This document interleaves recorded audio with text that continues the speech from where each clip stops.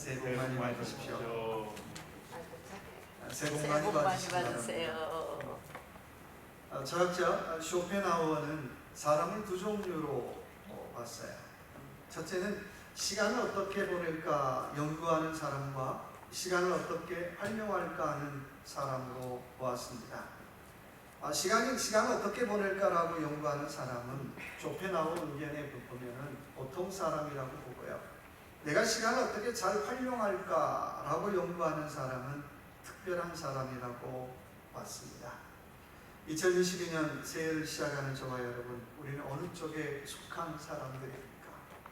영적으로도 마찬가지로 두 종류의 인생이 있는 것 같아요. 첫째는 사명을 따라 사는 인생이 있고, 또 다른 한편으로는 나는 사명과 상관없이 그냥 내 좋은 대로 내 하고 싶은 대로 사는 인생으로 나눌 수가 있는 것 같습니다. 올 한해 우리 교회 표는 작년과 똑같이 주의 손이 함께하는 교회입니다. 세 가지 실천 과제를 우리가 적어두었는데요. 전도, 회복, 간증이죠. 다 저와 여러분이 해야 될 사명이에요. 오늘 예수님께서 제자들에게 사명을 주고 둘씩 짝지어서 사명지로 보내고 있어요. 마치 이런 것 같아요. 학생들이 졸업을 하고 이제 처음 직장으로 나가는 것, 또 첫 사역지로 나가는 것, 설레는 마음으로 첫 사역지로 나가는 바로 그 제자 파송장이 오늘 저와 여러분이 읽은 본문의 말씀입니다. 1절의 말씀 보니까 교회 주께서 따로 70인을 세우사 친히 가시려는 각 동네와 각 지역으로 둘씩 앞서 보내시며 라고 말씀하고 있어요. 자, 제자들을 보냈는데 어떻게 보냈다고요? 앞서 보냈다라고 말씀하고 있어요. 제자들을 선발대로 보냈다는 거예요. 여러분, 선발대로 보냈다라고 하는 건 뭔가 가서 먼저 할 일이 있다는 거죠. 저와 여러분을 우리 교회 선발대로 보냈다라고 하는 건 먼저 가서 해야 될 일이 있다라고 하는 거예요. 내가 그 일 잘 찾아서 그 일 잘하면 되는 거예요. 보통 우리 건축할 때 일하는 분들 보면 삽, 망치, 못, 벤치 다 이렇게 챙겨가지고 일하잖아요. 그렇듯 선발대인 저와 여러분도 먼저 가서 일할 수 있도록 하나님께서 재능, 달란트라고 하는 도구를 챙겨주셨다고 하는 것입니다. 그 달란트 가지고 일 잘하면 돼요. 내가 하나님 앞에 하나님께서 나를 선발대로 보냈다라고 하는 고백이 있는 사람은 내게 주신 재능이 뭘까, 내게 주신 달란트가 뭘까를 어떻게요? 잘 파악하고 있어야 내가 주의 일을 감당하기가 쉽더라고 하는 것입니다. 여러분, 내가 잘하는 것 한번 보세요. 내가 정말 잘하는 건 뭘까? 내가 정말 좋아하는 일이 뭘까? 내가 아프리카에 내가 딱 떨어져도 좋아하는 일이 뭘까? 저 알래스카에 딱 떨어져도, 요즘 알래스카는 시내지만 알래스카에 딱 떨어져도 내가 좋아하는 일이 뭘까? 내가 정말 잘하는 일이 뭘까? 하나님이 내게 주신 재능과 달란트가 뭘까를 늘 질문해 보라고 하는 것입니다. 그것 가지고 일해야 우리는 좋은 열매를 맺을 수가 있다는 거예요. 죽은 물고기는 그냥 물 흐르는 대로 떠돌아다니지 않아요. 그냥 환경 따라 살아요. 그냥 물 가는 대로 살아요.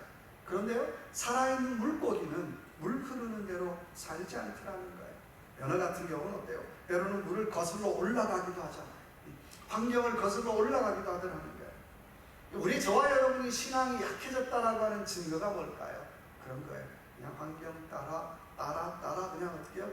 그냥 그렇게 살더라고 하는 거예요. 그러나 사명 따라 사는 인생은 때로는 그 환경을 거슬러 올라가요. 때로는 그 환경을 바꾸기도 하더라고 하는 것입니다. 그럼 구체적으로 사명 따라 사는 인생 어떻게 살아갈까요? 자, 우리 1절 다시 한번 같이 읽어볼까요? 그 후에 주께서 따로 70인을 세우사 친히 가시려는 각 동네와 각 지역으로 둘씩 앞서 보내시며, 이번 주, 다음 주, 그 다음 주까지 사명 따라 사는 인생 시리즈로 할 텐데요. 자, 첫 번째 사명 따라 사는 인생은 한번 따라 봅시다. 구별하여 세움받았음을 고백하는 인생입니다. 뭘 했다고요? 하나님께서 나를 구별하여 세웠다라고 하는 그 고백을 가지고 사는 인생이 사명 따라 사는 인생이라고 하는 것입니다. 오늘 말씀 보니까 70인을 따로 세우사라고 말씀해요. 따로 세워서 파송했다는 거죠. 요즘 말로 말하면 제자들에게 뭐 임명장 이럴 거 없잖아요. 근데 어떻게 해요? 공식적으로 오피셜하게 파송했다라고 하는 것입니다. 제가 올해는 안 했지만 작년에만 해도 어떻게 연초에 재직 임명할 때 어떻게 임명장 주잖아요. 한 사람 한 사람 불러서 임명장 줘요. 그거 왜 합니까? 이런 건가요? 나 오늘 나 부장 됐어. 조심해. 뭐 이런 거 하려고 하나요? 아니잖아요. 교회의 직에 대한 어떻게 영적인 무거움을 좀 가지라고 하는 거예요. 임명장을 하는 것은 이게 하나님께서 주신 직에 대한 무거움을 가지라고 하는 거예요. 뭐 해년마다 하는 건데, 뭐 주보에 나오는 건데, 뭐 누구나 다 하는 건데, 그러면 우리가 영적으로 무거움을 가질 수 없잖아요.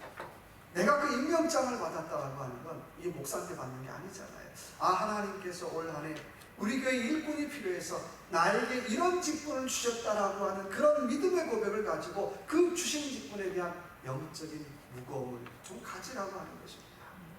창세기 24장에 보니까 아브라함이 이삭의 부인을 얻기 위해서 엘리에셀이라고 하는 사랑하는 종을 얻게요 고향 땅으로 보내요.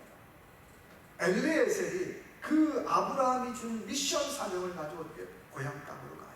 그리고 라반을 만나죠. 그리고 이삭의 부인 리브가를 만나게 돼요. 하룻밤 지냈어요. 일어나자마자 엘리에셀이 뭐라 그럽니까? 저 주인한테 가봐야 됩니다. 아이고, 지금 어제 왔는데 며칠 푹 쉬었다 가시죠? 아닙니다. 저 가야 됩니다. 아니, 왜 가십니까? 뭐 사정은 얘기하지 않았지만 아마 그랬던 것 같아요. 나는 내 주인 아브라함이 내게 준 미션이 있습니다. 그 사명을 나는 완수하기 위해서 어떻게 해요? 나는 다시 아브라함에게 돌아가야 합니다라고 했던 것 같아요. 왜 그랬을까요? 영적인 사명의 무거움을 알았기 때문에 딴 길로 세지 않았어요. 나는 그 사명 때문에, 그 미션 때문에 먼저 온 사람이라고 하는 분명한 확신이 있었기 때문에 끝까지 그 사명에 초점을 맞추고 살더라는 거예요. 환경이 좋다고, 일이 잘 된다고, 일이 안 된다고 곁길로 가지 않더라고 하는 거예요. 항상 어떻게 하나님이 내게 주신 사명이 무엇인가를 기억하고 그 사명에 조금씩 초점을 맞추고 살더라고 하는 것입니다. 종종 우리는 하나님이 내게 사명입니다라고 고백했다가 조금 어려우면 이게 사명인가? 이게 사명 아닌 것 같아. 그리고 주저앉아 버리는 분도 봐요. 그러면 우리는 아무것도 할 수가 없겠죠. 정말 저와 여러분이 나아가야 할 방향을 모르겠다면 그래도 어떻게요? 한 방향으로 나아가 보시기 바랍니다. 잘 모르지만 가장 한 방향으로 나아가 보자고요. 직장 한 방향으로 나아가 보자고요. 교회는 어떻게 한 방향으로 나아가고 사업도 어떻게 잘 모르지만 한 방향으로 나아가 보자라고 하는 것입니다. 엘리에셀, 하나님은 도움이시다라고 하는 뜻을 가지고 있는 이름이에요. 그 이름처럼 엘리에셀, 하나님의 도움을 강구하며 살았더니 하나님께서 그의 인생을 어떻게 해요? 에벤에셀의 복을 주시더라고 하는 것입니다. 원하기는 저와 여러분 올 한 해 삶 엘리에셀, 하나님만이 나의 도움이십니다. 하나님만이 우리 사업장의 도움이시고 하나님만이 우리 교회의 도움이십니다라고 하는 그 고백으로 나아갈 때에 에벤에셀, 나를 도와주시고 나를 챙기시고 나를 끌어가시고 나를 입히시는 에벤에셀의 복을 누릴 줄로 믿습니다. 다윗왕 시대 애굽의 총리가 된 요셉이 형들이 곡식을 얻으러 왔을 때 고백하는 말이 뭡니까? 야, 꽃이다. 너희 까문 때 내 그럴 줄 알아봤어. 나 무시했지? 그렇게 하나요? 아니죠. 곡식을 얻으러 와서 자기 앞에 무릎을 꿇고 고개 숙이는 그 형들 앞에서 뭐라고 고백합니까? 하나님께서 나를 당신들 앞서 보냈습니다. 이 말이 무슨 말이에요? 하나님께서 나를 우리 가족의 선발대로 보냈습니다. 하나님께서 나를 우리 민족의 선발대로 보냈습니다. 하나님께서 나를 우리 가문의 선발대로 보냈습니다라고 고백하고 있다라고 하는 것입니다. 오늘 우리 교회에 필요한 사람 어떤 사람일까요? 하나님께서 나를 이 교회의 선발대로 보냈습니다. 하나님께서 나를 하나님의 일을 하기 위해서 이 교회에 나를 선발대로 보냈습니다라고 하는 그 확신이 있는 사람, 그 믿음의 고백이 있는 사람이 오늘 우리 교회에 필요한 분들이라고 하는 거예요. 그렇다면 하나님께서 나를 앞서 보냈다라고 하는 선발대라고 하는 믿음의 고백이 있는 사람은 해야 될 일이 있죠. 어떤 일을 해야 될까요? 마가복음 1장 3절 유명한 세리 요한의 고백이에요. 이렇게 고백하고 있습니다. 나는 주의 길을 평탄하게 하는 자요 라고 말씀하고 있어요. 아마 세리 요한에게 당신이 선발대라고 그렇게 얘기하는데 도대체 당신이 뭐하러 왔습니까? 라고 묻는 질문에 나는 다른 거 아닙니다. 나는 주의 길을 플랫하게 하기 위해서 왔다는 거예요.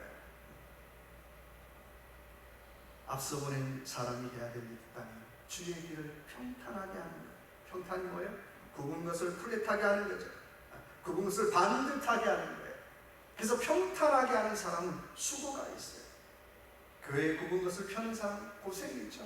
가정에 굽은 것을 펴는 사람 힘들어요. 직장에 굽은 것을 펴는 사람 어떻게 애씀이 있어요. 그래서 선발대는 말보다는 수고를 많이 하는 사람, 선발대는 말보다 인내가 많은 사람. 내가 선발대라고 하는데 말로 다 때우는 거예요. 이것도 했고요 저것도 아니죠. 정말 선발대라면 수고, 손이 어떻게 해요? 고생이 많이 해요. 이것도 해야 되고 저것도 해야 되고 나는 굽은 것을 평탄하게 하는 사람입니다. 늘 바꿔요. 그런데 왜 70인일까요? 당시에 사람들은 세계 국가를 70으로 봤대요. 그래서 각 나라에 한 사람씩 책임지고 복음을 전하자는 의미로 70제자를 파송했다는 거예요. 오늘 2절의 말씀 보니까 이렇게 말씀하고 있어요. 이르시되 추수할 것이 없게 많되 일꾼이 작으니 그러므로 추수하는 자는 주인에게 청하여 추수할 일꾼들을 보내 주소서 하라. 뭐가 많다고요? 추수할 것이 엄청 많대요. 하나님께서 저와 여러분을 추수할 일꾼으로 보내신 줄로 믿습니다. 존 캐스틴이라고 하는 티벳의 선교사가 있어요. 그분이 선교지로 들어가서 티벳에서 2명의 아들이 죽었어요. 풍토병으로. 아내도 병이 들어서 죽을 위기가 생겼어요. 아내만큼은 살리고 싶어서 그 티벳에 흐르는 강을 뗏목을 만들어서 건너가기 시작했어요. 물살이 너무 세가지고 가려고 해도 잘 건너갈 수가 없었어요. 그래서 힘들게 뗏목질을 해서 겨우 건너편에 도착하게 됐습니다. 너무 뗏목하고 그 물살하고 씨름하는 틈에 아내가 그 뗏목에서 숨을 거두고 말았어요. 마지막 아내가 숨을 거두기 직전에 남편을 불러요. 여보, 그만. 당신 충분히 했어. 내가 당신에게 부탁하고 싶은 말이 하나 있는데 go back. 다시 티벳으로 돌아가. 괜히 나 살리려고 애쓰지 말고 이제 나는 여기서 여기까지인 것 같아. 당신 go back 티벳으로 다시 돌아가. 다시 돌아가서 하나님께서 당신에게 주신 사명, 그 사명 감당해 라고 요청하고 목숨을 거뒀다라고 하는 것입니다. 오늘 하나님께서 저와 여러분에게 요구하시는 말씀이 뭘까요? 똑같지 않을까요? Go back. 하나님께서 저와 여러분을 사명지로 또 이 사명의 일로 부르신 곳으로 하나님께서 저와 여러분을 돌아가라고 요청하고 계시더라는 거예요. 하나님 가고 싶지 않은데? 하나님 하고 싶지 않은데요? 하나님 그거 아니에요. 그런데 하나님께서 오늘 저와 여러분에게 주신 말씀 Go back. 다시 돌아가라는 거예요. 하고 싶지 않아도 Go back. 만나고 싶지 않은데 Go back. 다시 돌아가라 말씀하고 있습니다. 저와 여러분에게 선발대라고 하는 그 믿음의 고백이 있다면 다시 한번 Go back 하시는 저와 여러분의 삶이 되시길 주님의 이름으로 축원합니다. 두 번째 사명 따라 사는 인생은 3절 같이 읽어볼까요? 갈지어다 내가 너희를 보내니 어린 양을 이 가운데로 보낸 구와 같도다. 자, 두 번째 같이 한번 따라봅시다. 고난을 각오합시다. 내가 선발대라고 또 하나님께서 나를 사명 있어 이곳에 보냈다면 놀러 보낸 거 아니라는 거야. 쉽겠지. 모든 일이 쉬울 거야. 아니에요. 고난을 각오하라는 거예요. 하나님의 일이 쉬운 거 하나도 없어요. 사역이 쉬워서 열매 맺는 것이 없더라는 거예요. 그 사역에 열매가 있다는 거는 땀이 들어가 있고 수고가 들어가 있고 눈물이 들어가 있고 인내가 들어가 있고 고난이 들어갈 때에 그때 그 사역에 열매를 맺더라고 하는 것입니다. 쉽게 했는데 열매 맺었습니다. 그건 진짜 열매인지 한번 보라는 거예요. 두 번째 사명 따라 사는 인생의 특징이 있다면 고난을 각오하라는 거예요. 주님께서 우리를 파송하실 때, 야, 내가 너희를 파송하는 게 양을 이리 가운데 보낸 것 같은 것 같아. 양이라고 하는 건 연약함의 상징이죠. 고집도 좀 있지만 선한 것의 상징이에요. 반대로 이리는 악한 것의 상징이에요. 근데 제자들을 마치 우리를 어떻게 그 속으로 보냈다라고 하는 거예요. 그렇다면 보냄받은 제자들은 세상에서 늘 날마다 영적인 싸움을 계속할 수밖에 없어요. 여러분, 세상 사는 게 만만하던가요? 저는 한 번도 만만하게 본 적이 없어요. 날마다 일어나면 역시 세상 사는 것 쉽지 않아. 근데 더 어려운 건 뭐예요? 예수 믿는 건 더 어려운 것 같아요. 신앙생활하는 거 쉽지 않은 것 같아요. 그런 고백이 절로 나와요. 오늘 우리를 이리 가운데 양으로 보냄받은 인생이라고 말씀하고 있어요. 그러니까 우리는 어떻게 정신 차리고 살 수밖에 없어요. 늘 얘기하는 것처럼 영감교회를 목회했던 고 한병재 목사님, 많은 기자들이 질문하잖아요. 아유, 목사님 어떻게 그렇게 훌륭하게 목회를 잘할 수 있었습니까? 아유, 참 대단하십니다. 그 질문에 한 목사님 뭐라고 대답하십니까? 아닙니다. 내 목회 하루도 쉽지 않았습니다. 하루도 쉽지 않았습니다. 나는 매일매일 외주를 타듯 나는 목회를 했습니다라고 고백했습니다. 그 대단한 목사님, 소위 사람들이 보기에 와, 당신은 성공한 목사님이다라고 그 칭찬받는 목사님이 고백하는 말은 아닙니다. 나는 한시도 쉬운 적이 없었고 나는 매일 외주를 타듯 나는 목회했습니다라고 고백하고 있더랍니다. 여러분, 신앙으로 산다는 것 쉽지 않습니다. 그리스도인으로 산다는 것 결코 쉽지 않습니다. 어쩌면 저와 여러분의 삶도 날마다 외주를 타듯 그런 조마조마하고 아슬아슬한 위기 속에 우리는 살고 있더라고 하는 거예요. 오늘 3절 다시 한번 볼까요?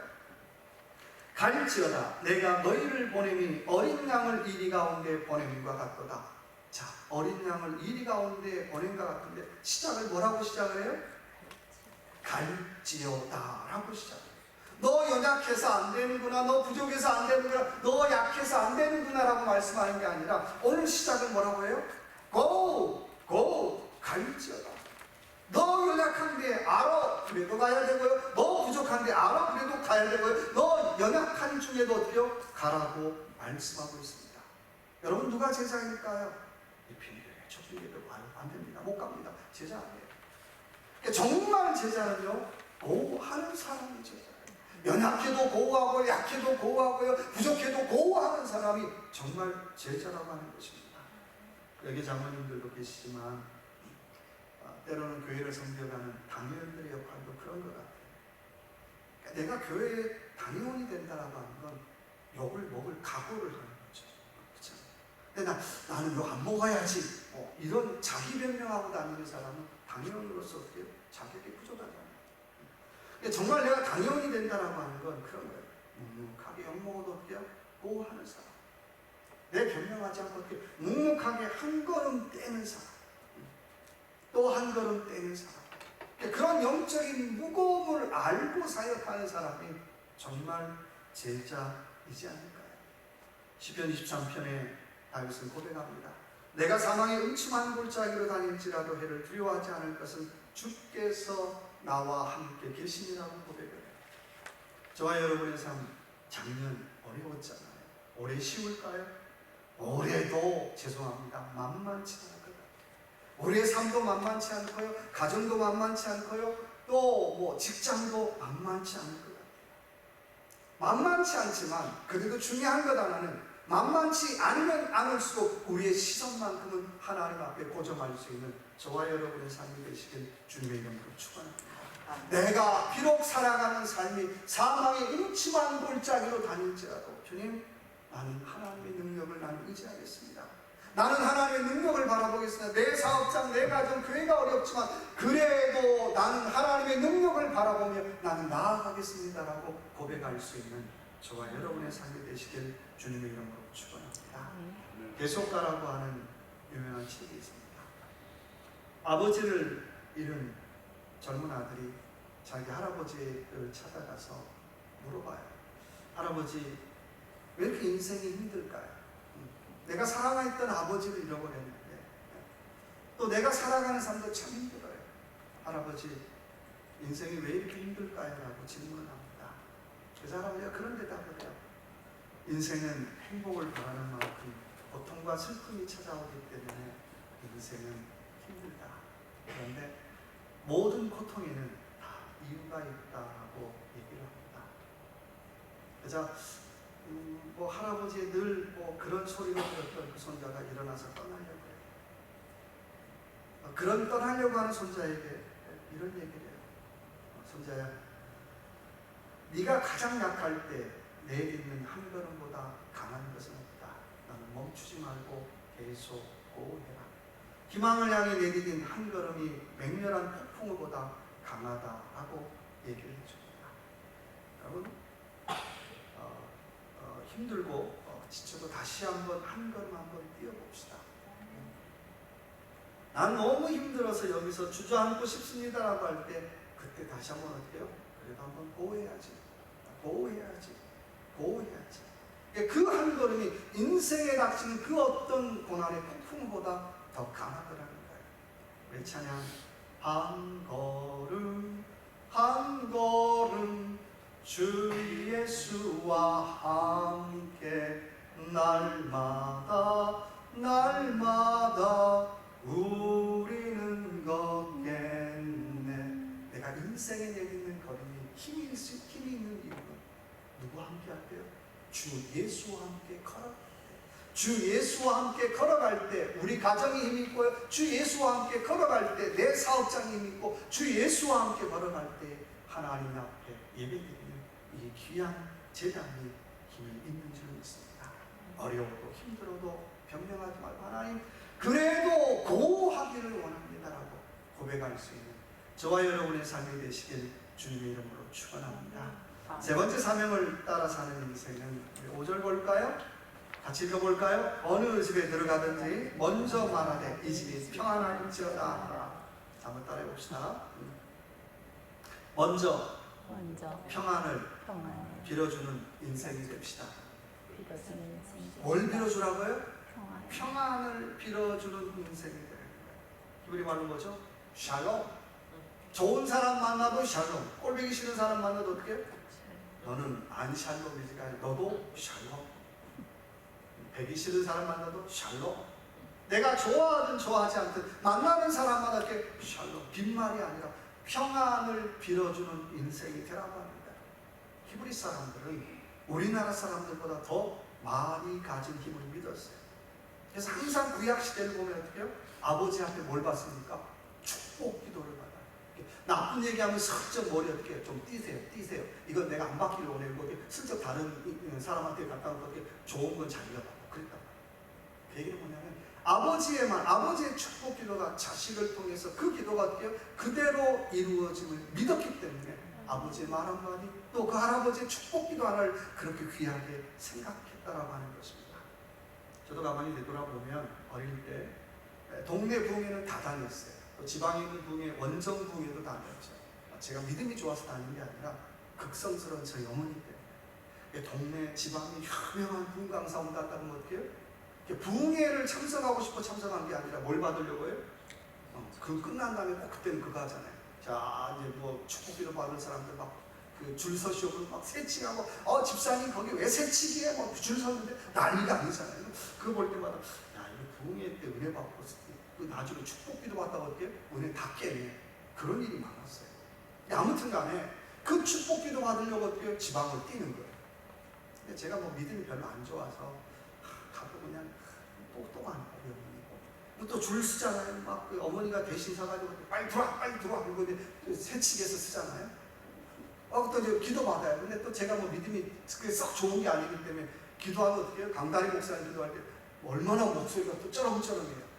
이 아이가 세계 민족을 위해서 정직한 종이 되게 주시옵소서 기도하면 어떻게 해요? 제가 아멘을 해야 되는데 그때는 뭐 아멘도 안 하면 어떻게 해요? 갑자기 어머니 뒤통수가 탁 자식아 아멘 그냥 아멘 그랬단 말이에요. 근데 제가요 이때까지는 강다리 목사님의 능력은 전 잘 모르겠고요. 그 기도가 늘 생생한 그 기도가 민족을 위해서 쓰임받는 정직한 종이 되게 해주소서. 그 기도가 이루어졌는지 안 이루어졌는지는 잘 모르는데 제가 생각할 때 축복 기도는 그 기도처럼 살게 하는 힘이 있어서 축복 기도인 것 같아요. 열매는 잘 모르겠지만 하나님 앞에 늘 하나님, 내가 민족을 위해 조금이나마 쓰임받을 수 있으면 좋겠습니다. 하나님, 내가 크게는 아닐지라도 좀 정직한 종이 되었으면 좋겠습니다라고 하는 그 기도를 어떻게 해요? 늘 되씹고 살더라고 하는 거예요. 그러면 축복 기도지 않아요. 저와 여러분이 가정에서 해야 되는 게 있다면 자녀를 위해서 어때요? 또 형제들을 위해서 축복 기도 해줘야 되는 거예요. 내가 목사님도 아닌데 상관없잖아요. 우리 머리에 얹고 할 거 아니니까. 하나님, 이 자녀가 정말 하나님 앞에 쓰임받는 자녀 되게 해주세요. 또 이 자녀가 주님 앞에 귀하게 쓰임받는 자녀 되게 해주세요. 또 오늘 특별히 말씀처럼 하나님 어딜 가든지 평안을 빌어주는 자녀 되게 해주세요 하고 기도하는 거예요. 헬라어로 비오스 에이레네스랍니다. 제자들이 어떤 사람입니까? 어딜 가든지 간에 샬롬, 그리스도의 평화가 이 가정에, 이 사업장에, 당신의 심령에 임하기를 원합니다라고 진정으로 빌어주는 사람이었어요. 보기 싫은 사람 만나도, 불편한 사람 만나도, 안 만나고 싶은 사람 만나도 그렇게 평안을 빌어주는 사람이었다라고 하는 거예요. 그래서 사명 따라 사는 인생은 항상 어떻게 해요? 평안으로 무장되어 있어요. 꼴보기 싫으면 꼴보기 싫어, 보기 싫으면 아니, 그게 아니라 누구를 만나든지 평안을 빌어주는 사람이 되어야 한다고 하는 것입니다. 이사야 26장 3절의 말씀에 주께서 심지가 견고한 자를 평강에서 어때요? 평강으로 인도하시리라고 말씀하고 있어요. 나의 영적인 심지가 견고한 사람은 하나님께서 어때요? 평강에서, 에이레네에서 에이레네로, 샬롬에서 살롬으로 어떻게요? 인도해 주시겠다라고 약속하고 계십니다. 원하기는 저와 여러분의 삶 속에 이런 은혜가 있기를 주님의 이름으로 축원합니다. 유명한 빌리그레암 목사님이 집회할 때마다 그런 기도를 드렸다고 해요. 하나님, 내가 한 번이라도 하나님 앞에 불성실하면 하나님 나를 지금 죽여주옵소서라고 기도를 했다고 해요. 그 집회에 은혜 받은 성도 한 사람이 은혜를 받고 집에 가서 아내에게 이렇게 얘기했대요. 여보, 내가 하나님에게 내가 한 번이라도 당신에게 불성실하면 나를 죽여달라고 내가 오늘 기도했어 라고 자랑 삼아 얘기했어요. 그래서 아내가 걱정하지 마라. 그러면 하나님이 죽이기 전에 내가 먼저 죽일 테니까 걱정하지 말고 살아. 여러분, 우스갯소리지만 영적인 심지가 견고한 삶을 살아가시기 바랍니다. 말씀을 마무리하겠습니다. 사명 따라 사는 인생 세움 받았음을 고백하고요. 또 평강으로 무장을, 누구를 보더라도 평강을 빌어줄 수 있는 저와 여러분의 삶이 되시길 주님의 이름으로 축원합니다. 같이 한번 기도합시다. 하나님, 내가 사명 따라 사는 인생 되길 원합니다. 구별하여 세움 받았음을 고백하게 하시고 고백하게 하시고 평강으로 무장하며 살기를 원합니다라고 이 시간 주여 한번 외치고 같이 한번 통성으로 같이 한번 기도하겠습니다.